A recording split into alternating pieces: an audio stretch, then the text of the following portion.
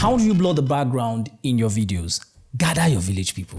Let's talk about it. Now, what you call blurring of background in cinematography parlance is called depth of field. There are a couple of factors to consider in depth of field, but before we go into all of those factors, it is important that I explain to you first of all what depth of field is, so that you know what it is as a filmmaker and as a cinematographer, so that you're not oblivious when it is mentioned on set, right? In another video, I'm going to show you 3 things that are vital to depth of field and, of course, blurring of background in your videos. So let's dive into depth of field. Depth of field simply refers to the amount or area in your image that is in focus per time. When you focus your camera, there is something called the focal point. The focal point is the central point of focus of the camera, where the camera's focus is sharpest, and that is actually the sharpest area of your image. For example, in this video, I am the focal point because the primary focus of the camera is tuned to me. Now, the depth of field is how much of my foreground, for example, this iPad, and my background, that is every other thing behind me,